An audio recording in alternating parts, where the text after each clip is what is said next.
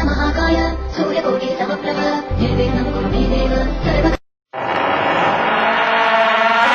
जब रात होती है तो हम एक दिया जला लेते हैं और उसकी रोशनी में खुद को महफूज समझते हैं, मगर उस रोशनी के परे जो अंधेरा है वो अपने अंदर बहुत सारी कहानियां समेटे हुए है और इन्हीं कहानियों को आप तक लेकर आता है रात के अंधेरे में।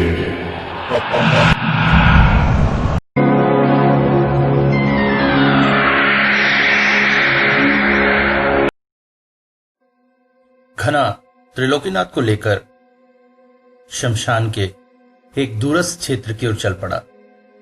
ये शमशान के बहुत ही अंदर था। इधर सचमुच बहुत सारे पेड़ पौधों की वजह से जंगल सा माहौल बन रहा था।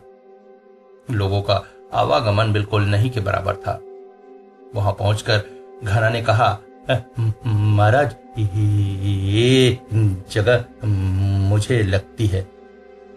त्रिलोकीनाथ ने देखा वो जगह अपेक्षाकृत थोड़ी ऊंची थी और चबूतरा जैसी बनी हुई थी। उन्हें कुछ ठीक से समझ में नहीं आया।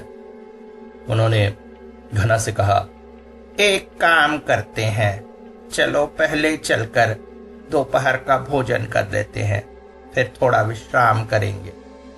शाम ढलने के बाद इस जगह आएंगे, तब समझ में आएगा वास्तविक रूप से ये पंचमुंडी आसन है या नहीं। घना को लेकर त्रिलोकीनाथ एक बार फिर से हाईवे रोड पर चल पड़े। घूमते घूमते एक ढाबे के पास पहुंचे। ढाबे के अंदर जाकर उन्होंने 2 वेज थाली का ऑर्डर दिया। भोजन पूरी तरह से त्रिलोकीनाथ के पसंद का था। वो प्रेम से भोजन करने में जुट गए, मगर त्रिलोकीनाथ ने घना से प्रश्न किया, एक बात बताओ, ये जो तुम्हारे साथ लड़का है, क्या नाम है उसका? विशु। हाँ, इसके बारे में कुछ बताओ। ज्यादा तो कुछ पता नहीं महाराज, मगर हाँ ये सुना है कि किसी साधु के पास गया था। साधु ने उसके बारे में सब कुछ सही सही बता दिया। साधु से उसे पता चला कि वो कर्ण पिशाचनी साधना में सिद्ध थे। तब से उसे नशा था कि वो भी कर्ण पिशाचनी साधना करेगा, और वहीं से तलाशते तलाशते वो कंकाली तांत्रिक के शरण में आया। बहुत समय से वो कंकाली तांत्रिक के साथ है। इसका मतलब उसके पास कुछ शक्ति भी होगी। हो सकता है कुछ शक्ति उसने प्राप्त कर ली हो, मगर मुझे ठीक से उतना नहीं पता है। और तुम किसी महिला के बारे में बात कर रहे थे, वो कौन है? जी, दुर्गेश्वरी देवी उनका नाम है। वो बाबा की शिष्या थी, मगर कहते हैं उसने बहुत ज्यादा सिद्धता प्राप्त कर ली थी। हाँ, और स्थिति इतनी हो गई थी कि कंकाली तांत्रिक से उसके विचारों में मतभेद होने लगा था। वो शायद कंकाली तांत्रिक से भी ज्यादा शक्तिशाली हो गई थी। इसलिए एक बार दोनों में बहुत ज्यादा लड़ाई हो गई और वो ये जगह छोड़कर दूसरी जगह चली गई। वो जहाँ रहती है वहां पर एक बड़ा सा गणेश मंदिर है, बहुत प्रसिद्ध है वो लोगों के बीच। काफी तंत्र शक्तियां उसके पास है। मतलब कि वक्त पड़े कभी उसके साथ सामना हो सकता है। कह सकते हैं बाबा। अच्छा ये बताओ, ये कंकाली तांत्रिक वास्तव में है कौन? क्या इसके बारे में तुम्हें कुछ पता चला? विशु ने जैसे बताया था एक बार, इनका असली नाम ज्ञानेश्वर दत्त है। ज्ञानेश्वर दत्त नाम सुनते ही साथ घना ने अनुभव किया त्रिलोकीनाथ के चेहरे के भाव जरा अजीब से बदल गए थे। बाबा क्या हुआ? आप इन्हें जानते हैं क्या? नहीं नहीं, तुम आगे बताओ। किसी बहुत दुर्गम गांव में इनका जन्म हुआ था। इनके माता पिता ने मनसा देवी की पूजा में कोई त्रुटि की थी, जिसकी वजह से सर्पदंश से दोनों की ही मृत्यु हो गई। बचपन से ही अनाथ थे। खुद ही को इन्होंने पाल पोस कर बड़ा किया। एक बार एक साधुओं का दल वहां से गुजर रहा था। उसके मुख्य गुरु ने जब इन्हें देखा तो इनमें दिव्य लक्षण दिखाई दिए, इसलिए वो इन्हें अपने साथ ले गए। वहीं इनकी मुलाकात एक और बालक से हुई थी, जिनका नाम था तारानाथ।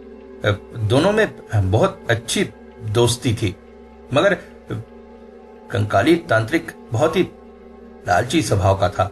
वो ज्यादा से ज्यादा चीजें सीखना चाहता था और गुरु से बहुत सी चीजें छुप छुप कर भी सीखता था, जो गुरु उसे नहीं सिखाते थे। एक बार इसी बात पर गुरु के साथ उनकी बहुत ज्यादा बहस हो गई और इस दुष्ट ने गुरु के खाने में जहर मिलाकर उन्हें मार दिया और वहां से ये तिब्बत की तरफ भाग गया। वहां पर बहुत से हिमालय की तराइयों में रहने वाले साधुओं के साथ समय बिताए और बहुत सी तंत्र शक्तियां प्राप्त की और वहां से फिर लौट आया और इसी शमशान में अपना निवास बनाया और बहुत से लोगों को तंत्र शिक्षा दी। कहते हैं इसकी उम्र बहुत ज्यादा है। इसके बहुत से शिष्य तो मृत्यु को भी प्राप्त हो गए हैं और कुछ जीवित हैं। तब से ये इसी तरह लोगों को तंत्र साधना की शिक्षाएं दे रहा है। दुष्ट शिक्षाएं नहीं दे रहा है, अपितु लोगों को शिक्षा देने का भ्रम देकर उनसे कुकर्म करवाता है और लोगों की आत्माओं को वश में कर अपनी शक्तियां बढ़ाता है। घना, हमें जल्द से जल्द इस दुष्ट को मारना होगा। मुझे पूरा शक है तुम्हारे पिता की आत्मा भी इसके शरीर में ही जब्त होगी, उन्हें भी मुक्ति नहीं मिली होगी। त्रिलोकीनाथ की बात सुनकर घना आश्चर्यचकित था। भोजन बहुत ही स्वादिष्ट था। त्रिलोकीनाथ ने एक प्रेम की डकार ली। खाना बहुत ही स्वादिष्ट था, क्या कहते हो? शहर के वो तेल मसाले खा खा कर मेरा तो मुंह ही सड़ गया था। कहते हुए त्रिलोकीनाथ हाथ धोने को जाने लगे, मगर जाते जाते उन्होंने तिरछी नजरों से देखा कि घना उनका मन रखने के लिए भले ही भोजन की तारीफ कर रहा है, मगर नॉनवेज खाने वाला घना इस तरह की वेदशाली थे उतना प्रसन्न नहीं हुआ है। मगर आज की रात उन्हें जो कुछ भी करना था उसके लिए पूर्ण शाकाहारी भोजन करना अत्यंत आवश्यक था। अभी त्रिलोकीनाथ थावे में पैसे दे ही रहे थे कि अचानक उन्होंने देखा घना सड़क पर किसी को जाते देखकर अंधाधुंध दौड़कर सड़क पार किया और उस ओर दौड़ पड़ा। वो आश्चर्यचकित हो गए और ढाबे से बाहर निकलकर कुछ देर इंतजार करने लगे। तभी घना वापस आता दिखा। वो बोले, अरे कहाँ भाग कर चला गया था? गुरुदेव, लगा जैसे विशु जा रहा है, इसलिए मैं दौड़कर उसके पीछे गया और पास पहुंचकर देखा तो हाँ, विशु ही था। वो लोग हर पल हम पर नजर रखे हुए हैं। मैं उनके चंगुल से आजाद हो गया हूं, तो अब लगता है कंकाली तांत्रिक ने विशु का आपके पीछे लगाया। कितनी भी नजर रख ले, मगर वो हमारा कुछ नहीं बिगाड़ सकते। यहाँ गर्मी और धूप बहुत है। चलो एक बार फिर से उसी बट पेड़ के नीचे चलते हैं, कुछ देर आराम करेंगे और अंधेरा होने पर एक बार फिर से उस पंचमुंडी आसन की तरफ चलेंगे। अभी शाम के करीब 6 बज रहे थे, मगर इस ओर ज्यादा पेड़ पौधे होने के कारण हल्का हल्का अंधेरा छाने लगा था। आसन के पास पहुंचकर त्रिलोकीनाथ ने घना से कहा, तुम जरा दूर जाकर बैठ जाओ और मैं जरा इस आसन की शक्ति का परीक्षण कर लूं। कहकर उन्होंने अपने झोले में से एक छोटा सा त्रिशूल निकाला और आसन पर एक खास जगह जहां पर एक छेद बना हुआ था उस छेद में डाल दिया और तुरंत ही अपना हाथ वहां से हटा लिया। हाथ हटाते ही एक आश्चर्यजनक घटना घटी। कुछ पल के लिए घना को ऐसा लगा जैसे एक तेज भूकंप उस जगह पर आया हो। आसपास तेज हवाएं चलने लगी। घना बिल्कुल जमीन पर चुपचाप बैठ गया, मगर त्रिलोकीनाथ इन सब से अछूते रहे। कुछ देर तक खड़े होकर वहां कुछ मंत्र पढ़ते रहे। फिर अचानक ही सब कुछ शांत होते ही घना को बोले, आओ घना, इधर आ जाओ। घना डरे हुए कदमों से उधर जाने लगा। वो बोला, महाराज ये क्या था? भूकंप जैसा? मैं तो गिर ही गया था। असल में मैं परीक्षण करके देख रहा था कि ये पंचमुंडी आसन जीवित है या नहीं। इसीलिए मैंने तुम्हें यहां से दूर भेज दिया ताकि भूकंप का गहरा झटका तुम्हें न लगे, मगर उसका हल्का अनुभव तुम्हें अवश्य हुआ होगा। हाँ महाराज, बिल्कुल। मगर महाराज, ये पंचमुंडी आसन है क्या? और आपने क्या किया? मैंने देखा आप त्रिशूल अचानक छोड़ दिए। हाँ, पंचमुंडी आसन बनने के बाद वो जीवित नहीं रहता है। साधक को अपनी शक्ति से उसे जीवित रखना पड़ता है, मगर लंबे समय तक अगर साधना न हो तो पंचमुंडी आसन धीरे धीरे मृत हो जाता है।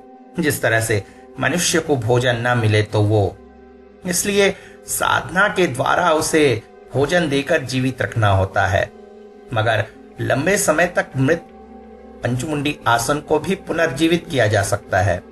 और वही मैंने किया।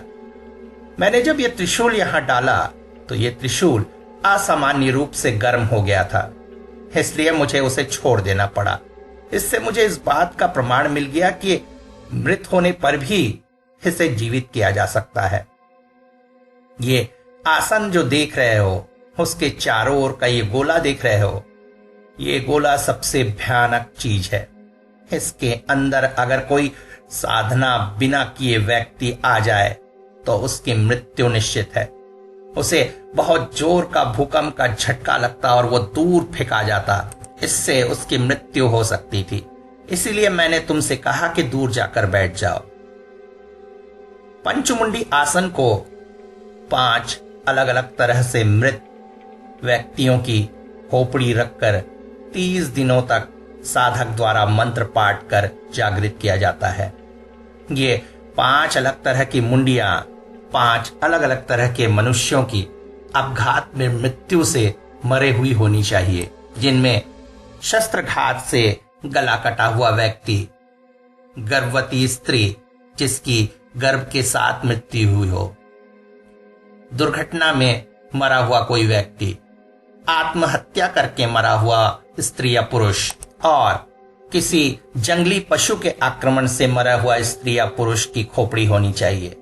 साधक को इन खोपड़ियों को रखकर अगली 30 रात तक भयंकर साधना करनी होती है। ये साधना भी ऐसे वैसे किसी भी पेड़ के नीचे नहीं, अपितु शिमूल, बट, पीपल या नीम के बहुत पुराने पेड़ के नीचे ही की जा सकती है। इस दौरान बहुत सी अपशक्तियां साधक को डराने और भटकाने की कोशिश करती हैं, मगर बिना इनसे डरे या भटके साधक को ये काम करना होता है। तब ये पंचमुंडी आसन जीवित हो जाता है और इनमें आ जाती है पंच भैरवों की महाशक्ति, जिस शक्ति के द्वारा साधक बड़े बड़े काम कर सकता है और बड़ी बड़ी कुतंत्र शक्तियों को पराजित कर सकता है। मगर यह पंचमुंडी आसन मनुष्य की बस्ती से दूर बनाना अत्यंत आवश्यक है, क्योंकि ये मनुष्य की जीवन शक्ति का भक्षण करती है। इसलिए अगर इसे किसी गांव या शहर के आसपास बनाया जाता है जहां पर मनुष्यों का आवागमन है, तो ये वहां के लिए बहुत खतरनाक हो सकती है। यहां तक कि पूरा गांव मृत्यु को प्राप्त हो सकता है। ये पंचमुंडी आसन भी पूर्ण शक्ति निहित मगर मृत अवस्था में है। आज रात 11 बजे से मैं तंत्र साधना में बैठूंगा और इस आसन को जीवित करूंगा। उसके बाद हमारा सामना होगा उस दुष्ट कंकाली तांत्रिक से। ये सब बातें करते करते न जाने घना कब जमीन पर बैठ गया था और उसके साथ ही त्रिलोकीनाथ तांत्रिक भी। घना बोल पड़ा, गुरुदेव, मुझे अत्यंत आनंद है कि मैं उस दुष्ट का साथ छोड़कर आपके साथ आया। आप ऐसे ही महातांत्रिक नहीं कहलाते हैं। आपके पास बहुत सा ज्ञान है और ये ज्ञान सुनकर मैं बहुत प्रसन्न हो रहा हूं। अरे अरे, अब मेरी इतनी भी तारीफ मत करो। मेरा पूरा ज्ञान मेरे गुरु का दिया हुआ है। मगर एक बात आपसे पूछनी थी। पूछो, क्या पूछना है? जब मैंने कंकाली तांत्रिक और उनके मित्र का नाम लिया था, आपके चेहरे के भाव बदल गए थे। तुम्हें पता है कंकाली तांत्रिक का वो मित्र, वो थे मेरे गुरु तारानाथ। हाँ, वही। इन दोनों ने एक ही गुरु से शिक्षा ली थी, मगर इस दुष्ट ने अपने गुरु की हत्या कर दी थी। मेरे परम शक्तिशाली गुरु ने मुझे इसके बारे में बताया था, मगर मुझे ये नहीं पता था कि एक दिन मेरा सामना इस दुष्ट से दोबारा होगा। एक तरह से उसे पराजित करके मैं अपने गुरु के गुरु की हत्या का बदला ही लूंगा उससे। शायद ईश्वर को यही मंजूर है। बातों ही बातों में रात 11 बजने को आए। त्रिलोकीनाथ ने घना को पंचमुंडी आसन से काफी दूर जाकर बैठने का आदेश दिया। इसके साथ ही उसके चारों ओर एक गोला खींच दिया ताकि रात्रि में किसी भी तरह की अपशक्ति द्वारा उसे नुकसान न पहुंचाया जाए, और साथ ही उसके सिर पर एक तिलक भी खींच दिया। तिलक को लगाता देखकर घना ने पूछा, गुरुजी, ये कोई खास तरह का तिलक है? हाँ, ये है परम शक्ति तिलक। ये तिलक जब तक तुम्हारे मस्तक पर रहेगा, किसी भी तरह की कोई भी अपशक्ति दोबारा तुम पर वश नहीं कर पाएगी। चाहे कंकाली तांत्रिक फिर से प्रेतनी भेजकर तुम्हें अपने वश में ही क्यों ना करना चाहे। मगर इस तिलक में है क्या? इसमें है कमिया सिंदूर और गोरोचन। अच्छा, वही जो गाय के सिर से निकलता है, एक अजीब से फोड़े की तरह। क्या? अच्छा, गोरोचन ऐसे मिलता है? ये तो मुझे पता ही नहीं था। त्रिलोकीनाथ ने आश्चर्य से बात अवश्य कही, मगर उनकी बातों में एक व्यंग्य था। उस व्यंग्य को घना ने समझ लिया और वो बोला, गुरुजी, मुझे लगता है मैं कुछ गलत कह गया। अरे नहीं नहीं, सच कह रहा हूं, मुझे पता नहीं था। मुझे इतना ज्ञान नहीं है। जो लोगों से सुना वही आपसे कह रहा हूं। आप बताइए ना, गोरोचन होता क्या है? गोरोचन गाय माता का एक अद्भुत वरदान है। वैसे तुम्हें पता ही होगा कि गाय का गोबर बहुत ज्यादा बैक्टीरिया नाशक होता है, इसीलिए हमारे यहाँ पहले घरों को गाय के गोबर से लीपा जाता था। मगर धीरे धीरे ये प्लास्टिक पेंट वगैरह आ जाने से वो चलन अवश्य खत्म हो गया। मगर आज भी पूजा पाठ में घर के आसपास को गोबर से लीपते हैं ताकि बैक्टीरिया मुक्त शुद्ध वातावरण बने। इसके साथ ही बुरी आत्माएं भी इससे अवश्य डरती हैं। मगर कुछ विधर्मी गोमूत्र और गोबर के बारे में भ्रष्ट बातें कहते हैं। उनकी नजरों में हिंदू धर्म की यह सिद्धांत मूर्खता है। गाय का मूत्र जो अपने अंदर ढेर सारे औषधि गुण रखता है, वो इस पर हंसी उड़ाते हैं। मगर उन मूर्खों को पता नहीं कि गाय को ऐसे ही माता नहीं कहते हैं।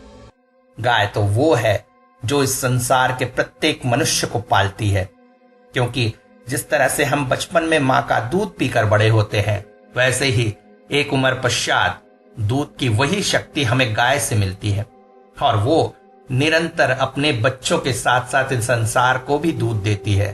और अगर दूध ना हो तो शायद इन संसार का हर एक बच्चा कुपोषण ग्रस्त हो जाए। मगर कुछ विधर्मी गाय को काटकर खाते हैं और ये कहते हैं कि हम हिंदू धर्म के सिद्धांत वाले गाय का गोबर और गोमूत्र का उपयोग कर मूर्खता कर रहे हैं। खैर, इन्हें समझाने की बेवकूफी मैं नहीं करूंगा, मगर गाय के इस गोबर में एक बहुत ही कीमती चीज होती है जो बड़ी मुश्किल से मिलती है, वो है गोरोचन। गाय जब अलग अलग तरह के पेड़ पौधे और खाने आदि खाती है तो उसके पेट में 4 पाचन स्थल होते हैं। पहले पाचन स्थल में जल्दी जल्दी खाया खाना इकट्ठा होता है, जिसे बाद में वो जुगाली करने के लिए वापस मुंह में निकाल लेती है। जुगाली के दौरान वो भोजन को अच्छे से पचाती है और उसमें लार मिश्रित करती है। फिर वहां से ये भोजन उसके द्वितीय पाचन स्थल और तृतीय पाचन स्थल में जाता है। तृतीय पाचन स्थल में बहुत सारा एसिड होता है जो भोजन को और ज्यादा पचाता है। इसी दौरान खाए हुए भोजन में एक अजीब सी संरचना पैदा होती है जिसे ये एसिड और भी पक्का करता है और ये एक छोटे से बॉल का रूप लेती है जो बेहद कड़ा और आसानी से नहीं टूटने वाला होता है। यहां से वो चौथे पाचन स्थल में और फिर वहां से मल या गोबर के रूप में शरीर से बाहर निकलता है। इसे ही गोरोचन कहते हैं, जिसे हम तंत्र में बहुत शक्तिशाली द्रव्य के रूप में उपयोग करते हैं। गुरुदेव, आज तो जैसे मेरे ज्ञान में महावृद्धि कर रहे हैं आप। इसके बाद घना उस गोले के अंदर जाकर बैठ गया। घना ने देखा त्रिलोकीनाथ अब पूरी तरह निर्वस्त्र हो गए थे और जाकर उस आसन पर बैठ गए और मंत्र पाठ करने लगे। हालांकि मंत्र उसके कानों तक नहीं पड़ रहे थे, मगर मंत्र इतने शक्तिशाली और गुंजायमान थे कि उनका वाइब्रेशन वो महसूस कर सकता था। रात करीब 3 बजे तक मंत्र पाठ चला। फिर अचानक त्रिलोकीनाथ आसन से उठाए। कपड़े पहनकर उन्होंने घना को आदेश दिया, अब तुम मुझे उस पाताल खंड में लेकर चलोगे जहां पर वो कंकाली तांत्रिक साधना करता है। अचानक ही घना चौंक पड़ा। उसे ऐसा लगा जैसे त्रिलोकीनाथ की वाणी बहुत ज्यादा कठोर हो गई है। उसने डरते डरते कहा, मगर महाराज, मैं उसके द्वार के बारे में नहीं जानता और अंदर जाने के लिए कंकाली तांत्रिक ही द्वार खोल सकता है। तुम बस मुझे उस जगह तक लेकर चलो, बाकी सब कुछ मैं खुद ही खोज लूंगा। घना अब थोड़ा सा भयभीत था। दोनों शमशान की उस ओर चल पड़े जिस ओर कई बार घना कंकाली तांत्रिक के साथ यात्रा की थी। वहां पर एक खास बड़े तरह का वट का पेड़ था जो शायद 200 या 300 साल पुराना था। उसकी जड़ें पूरी जमीन पर फैली हुई थी। वहां तक पहुंचकर घना बोला, महाराज, मुझे इस वट के पेड़ से याद है कि यहीं तक आते थे, मगर द्वार कहां से है ये मुझे पता नहीं। वो जो सामने ऊंचा टीला देख रहे हो, वहां पर तुम्हें खोदना होगा। यहीं पर से उसके गुप्त पूजन कक्ष में जाने का द्वार है। मगर महाराज, आपको कैसे पता चल रहा है? नीचे मां काली की प्रतिमा है और उस प्रतिमा के नीचे गड़ी हुई है एक हड़िया।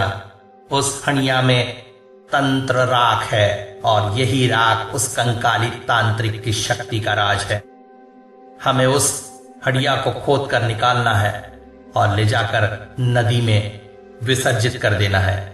इससे कंकाली तांत्रिक की शक्ति आधी रह जाएगी और उसके बाद मैं उससे आसानी से लड़ सकूंगा। घना जैसे आश्चर्य में डूबा हुआ था। इस वक्त सारी बातें उसके कानों में अवश्य पड़ रही थी, मगर ऐसा लग रहा था जैसे त्रिलोकीनाथ के साथ साथ कोई और भी बोल रहा है। वो समझ रहा था पंच भैरवों की शक्ति इस वक्त त्रिलोकीनाथ के शरीर में विद्यमान थी। उसने उस जगह को खोदना प्रारंभ किया। आश्चर्य, थोड़ी सी खुदाई के बाद ही जमीन के नीचे से सीढ़ियां दिखने लगी थी। दोनों सीढ़ियों से नीचे उतरे। मां काली की प्रतिमा सामने ही खड़ी थी। अचानक ही त्रिलोकीनाथ ने कहा, बाईं तरफ खोदो, वहीं तुमको वो हड़ियां मिलेगी। घना ने वहां पर खोदना प्रारंभ किया। थोड़ी सी खुदाई के बाद ही वास्तविक रूप से एक पीतल की हांडी जिसके मुंह पर लाल कपड़ा बंधा हुआ था उसे दिख गया।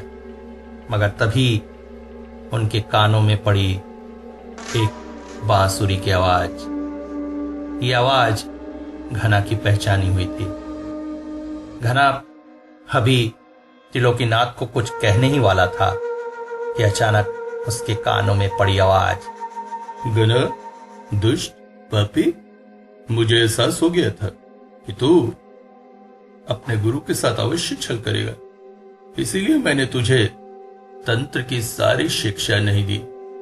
दुष्ट, इस पाखंडी का तू साथ दे रहा है और अपने गुरु के साथ धोखा कर रहा है। अरे गुरु? कैसा गुरु? दुष्ट, तूने मेरे हाथों से मेरे पिता की हत्या करवाई। वो पिता जिसने मेरी मां की मृत्यु के पश्चात दूसरी शादी नहीं की, अपना पूरा जीवन मेरी सेवा में लगा दिया, उसकी आत्मा को तूने वश में किया। तो जैसे व्यक्ति को गुरु कहना पाप है। अचानक ही त्रिलोकीनाथ ने घना से कहा, घना, जल्दी से हड़िया उठाओ और शमशान के पीछे जो नदी बहती है उसमें ले जाकर इसे विसर्जित करो। मगर हां, विसर्जित करने से पहले इसके मुंह पर बंधा हुआ लाल कपड़ा हटा देना। तब तक मैं इस दुष्ट तांत्रिक का सामना करता हूं। मगर तभी घना बोल पड़ा, महाराज, ये गलती मत कीजिएगा। ये जगह मां काली की अभिमंत्रित है। इस जगह पर मां काली उसकी रक्षा करेगी। आप उसे किसी भी हाल में पराजित नहीं कर सकेंगे। इससे अगर लड़ना है तो इसे ऊपर लेकर चलिए, तभी आप उससे लड़ पाएंगे। घना की बात त्रिलोकीनाथ को जच गई। वो दोनों दौड़कर सीढ़ियों से चढ़ने लगे। कंकाली तांत्रिक की उम्र ज्यादा होने के कारण वो उतना तेज नहीं दौड़ पाया। इस कारण वो उनसे पिछड़ गया। ऊपर चढ़कर घना नदी की तरफ दौड़ पड़ा। मगर तभी त्रिलोकीनाथ ने एक तेज धक्का महसूस किया अपने शरीर पर और वो हड़बड़ाकर जमीन पर गिर पड़े। मंत्र शक्ति से कंकाली तांत्रिक ने उन पर प्रहार किया था। प्रहार बहुत जबरदस्त था, मगर त्रिलोकीनाथ कहां हाथ मारने वाले थे। उन्होंने अपने झोले में से ढेर सारा मंत्र सरसों निकाला और उसे मंत्र पढ़कर कंकाली तांत्रिक की तरफ फेंका। ऐसा लगा जैसे अग्नि का एक समूह कंकाली तांत्रिक की ओर बढ़ा चला जा रहा है। उसे अपनी तरफ आता देखकर कंकाली तांत्रिक घबरा गया। मंत्र शक्ति से उसने अपने आप को गोले में बांध लिया। उसके पश्चात भी सरसों जब उसके शरीर से टकराए तो वो छिटक कर दूर अवश्य गिर गया। तब तक त्रिलोकीनाथ उठकर खड़े हो चुके थे। अगली बार उन्होंने जैसे ही सरसों उसकी तरफ फेंका, अचानक ही ऐसा लगा जैसे अंधेरे का एक पूरा समूह सामने एकत्रित हो गया, जिसने पूरी तरह से उस अग्निशिखा को अपने अंदर समाहित कर लिया। और अगले ही पल वो अंधेरा कूद पड़ा त्रिलोकीनाथ की तरफ और एक जोर का धक्का उनके शरीर को लगा। इस बार वो दुगनी दूरी पर छिटक कर गिर गए थे। इस जगह पर काफी सारे पत्थर और ईंटें पड़ी हुई थी, जिसके वजह से उनके शरीर पर बहुत ज्यादा चोटें आई। अपने आप को संभाल कर उठने की कोशिश कर ही रहे थे कि तब तक घना दौड़कर वापस आ चुका था। अपने गुरु को जमीन पर इस तरह गिरा देखकर वो दौड़कर उन्हें उठाने गया और बोल पड़ा, गुरुदेव, उधर देखिए, त्रिलोकीनाथ ने मुड़कर देखा। कंकाली तांत्रिक के पास एक और काली सी आकृति खड़ी हुई थी।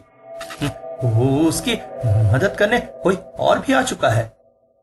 ये तो वही है जो कुछ समय के लिए साधना करने के लिए आता था। त्रिलोकीनाथ बोले, ओ तो काशीनाथ भी आ गया। लगता है गुरु को पराजित होता हुआ देखकर वो भी आपसे लड़ने आ गया। अब कैसे करेंगे गुरुदेव? वो दो है और आप अकेले। अचानक ही त्रिलोकीनाथ जैसे गरज पड़े, दो हो या दस, आज इनका सर्वनाश जरूर होकर रहेगा। घना को ऐसा लगा इस वक्त अकेले त्रिलोकीनाथ की नहीं, अपितु 5 अलग अलग शक्तियों की गुंजायमान आवाज वो सुन रहा है। पहली बार उसने महसूस किया त्रिलोकीनाथ के शरीर में उपस्थित उन पंच भैरवों की शक्ति को। त्रिलोकीनाथ ने अब की बार फिर से मंत्रमत्नित सरसों काशीनाथ की ओर फेंक मारा। वो दूर छिटक कर गिर गया। अचानक ही कंकाली तांत्रिक चीख पड़े, काशीनाथ, तू भी तंत्र दीक्षा में पूरी तरह से दक्ष नहीं है, इसलिए तू इससे नहीं लड़ पाएगा। तू यहां से चला जा, वरना तेरे प्राण भी जा सकते हैं। तेरे प्राण बहुत कीमती है। तुझे अभी साधना के मार्ग में बहुत कुछ करना है। इस दुष्ट से तो मैं अकेले ही निपट लूंगा। तू जा, मैं तुझे बाद में मिलूंगा इस दुष्ट का संहार करने के बाद। गुरु आज्ञा प्राप्त कर काशीनाथ वहां से चला गया। त्रिलोकीनाथ मनी मन हंस पड़े। दुष्ट उसे बचाकर रखना चाह रहा है ताकि उसके माध्यम से और भी शक्तियां प्राप्त कर सके। मगर तभी उन्होंने देखा कंकाली तांत्रिक धीरे धीरे उनकी ओर बढ़ रहा है, मगर सामान्य रूप से नहीं। वो कभी दाहिनी तरफ प्रकट हो रहा था, कभी बाईं तरफ, और इस तरह से एक भ्रमजाल बनाता हुआ वो त्रिलोकीनाथ की तरफ चला आ रहा था, जिसे स्पष्ट देख पाना त्रिलोकीनाथ के लिए संभव नहीं था। मगर फिर भी त्रिलोकीनाथ प्रस्तुत थे। वो समझ चुके थे कि कर्ण पिशाचिनी की शक्ति उसने उपयोग करनी शुरू कर दी है और इससे उसने एक पिशाच माया जाल बनाया है जिसमें वो कहीं पर भी स्थिर नहीं है। अचानक ही उन्हें ऐसा लगने लगा जैसे उनके चारों तरफ से अलग अलग रूप में कंकाली तांत्रिक प्रकट हो रहा है और गायब हो जा रहा है। वो किसी भी तरफ स्थिर रूप से रुकने को असमर्थ थे। तभी अचानक उन्होंने आंखें बंद की और एक तरफ सरसों छिड़क दिया। कंकाली तांत्रिक एक चीख निकाल दिया और उसके साथ ही उनके कानों में पड़ी एक स्त्री की भयानक चीखने की आवाज। मंत्र के प्रभाव से कर्ण पिशाचिनी की शक्ति नष्ट हो रही थी। पंच भैरवों की शक्ति के आगे कर्ण पिशाचिनी की शक्ति नहीं टिक पाई थी। अचानक ही उन्होंने देखा कंकाली तांत्रिक का शरीर धीरे धीरे धुआं बनकर वातावरण में लुप्त होता जा रहा है। मंत्र के प्रभाव से कंकाली तांत्रिक की शक्तियां खत्म हो चुकी थी। अब वो हारने लगा था कि तभी उनके पीछे से एक चीखने की आवाज आई। वो मुड़कर पीछे देखे और आश्चर्यचकित हो गए। उन्होंने देखा मटके को नदी में बहाने के लिए भेजते हुए उन्होंने घना के हाथ में एक अभिमंत्रित त्रिशूल दिया था ताकि मार्ग में किसी दुष्ट शक्ति द्वारा उसका राह न रोका जाए। घना ने वही त्रिशूल उनके पीछे खड़े कंकाली तांत्रिक के शरीर में भोंक दिया था। वो छटपटाता हुआ जमीन पर गिर रहा था। त्रिलोकीनाथ को समझ में आ गया कि कर्ण पिशाचिनी की माया से कंकाली तांत्रिक उसे पूरी तरह पराजित करने वाला था। उसने माया के स्वरूप में उसके सामने एक भ्रमजाल पैदा किया था जिसमें वो उससे पराजित हो गया था, मगर वास्तव में वो उसके पीछे खड़ा था। अगर थोड़ी सी देर होती तो वो त्रिलोकीनाथ पर प्रहार कर देता और त्रिलोकीनाथ उससे पराजित हो जाता, मगर उचित समय पर घना ने त्रिशूल उसे मारकर उसे ही पराजित कर दिया था। वो जमीन पर पड़ा छटपटा रहा था। उसे देखकर त्रिलोकीनाथ ने कहा, ज्ञानेश्वर दत्त, ये बात जान लो, पाप कभी भी मनुष्य को जीवन में तरक्की करने नहीं देता है। तुमने जीवन में बहुत से पाप किए, गुरु हत्या का पाप, निरीह लोगों को मारकर उसकी आत्मा को वश में रखने का पाप। आज उसी पाप के फल में तुम मृत्यु को प्राप्त हो रहे हो। कंकाली तांत्रिक बोल पड़ा। मैं तुमसे हार मानता हूं, मगर तुम कौन हो? तुम मेरे बारे में इतना सब कुछ कैसे जानते हो? तुमने तारानाथ का नाम तो याद रखा ही होगा। वही तुम्हारा मित्र जो गुरुकुल में तुम्हारे साथ था। हाँ हाँ, मैं उसी तारानाथ का शिष्य हूं। तो उस तारानाथ ने अंततः मुझे पराजित कर ही दिया। ठीक है, मैं तो मृत्यु को प्राप्त हो रहा हूं, मगर तुम्हारे सामने मेरा एक निवेदन है। मेरी शिष्या दुर्गेश्वरी जिसने भी गुरु के साथ धोखा किया, वो मुझसे भी ज्यादा खतरनाक और पापिन है। वो बहुत ज्यादा कुकर्म कर रही है। तुमने मेरे पाप खत्म किए, इसी तरह तुम्हें उसे भी इस धरती से मिटाना होगा, तभी मेरे पाप का फैलाया जाल पूरी तरह से खत्म होगा। अवश्य, मैं ऐसा ही करूंगा। अचानक ही घना चौंक पड़ा। उसने देखा कंकाली तांत्रिक मर चुका था, मगर उसकी मौत के साथ ही उसके शरीर से दिव्य तेज निकल रहा था और ढेर सारी मनुष्याकृतियां जैसे उसके आकर्षण से मुक्त होकर आकाश की तरफ उड़ी चली जा रही थी। और तभी घना का दिल जैसे फट पड़ा।